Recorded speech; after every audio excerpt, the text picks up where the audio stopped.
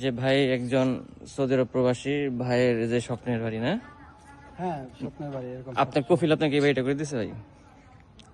ওটা পার্সোনাল ব্যাপার, ওটা না বললেই ভালো হয়। যাক ভাই, আপনার বাড়িটা কিন্তু অনেক সুন্দর।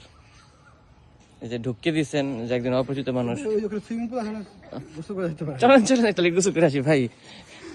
চলেন ভাই, তাহলে একটু গোসল করে আসি ভাই। চলেন চলেন ভাই। আবার এই যে সুইমিং পুলে কি আবার যে জলকন্যা আছে নাকি আবার ভাই? না না, আমাদের এখানে সুইমিং পুলটা অনেক, আমাদের মানে শুধু এখানে আমাদের এলাকায় ওরকম নাই।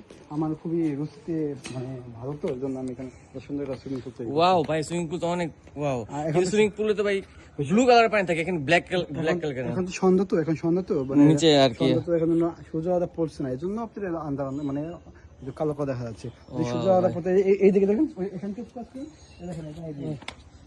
হ্যাঁ ভাই, ওয়াও, সেই সেই হ্যাঁ, সেই ফিল ভাই। হ্যাঁ বাসা কোথায় আপনার? চিনলাম না তো ভাই। ভাই, আমি আপনাদের এই 4-5 এলাকার পরে ভাই। আমি একটু ঘুরে মুড়ি, তো আমার নিজেরও স্বপ্ন আছে এরকম সুন্দর বাড়ি করার। আইসেন, বন্ধ দিন একদিন আইসেন, এসে গোসল মোসল করে একটু এনজয় করে যায়। ভাই একা আসবো নাকি গার্লফ্রেন্ড নিলে সমস্যা আছে?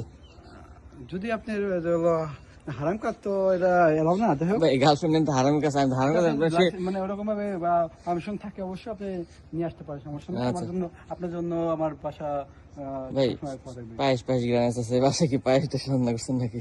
অবশ্যই, আমার তো পায়েস তো আমার খুব ফেভারিট। তো আপনাদের গরু আছে ভাই দেখলাম।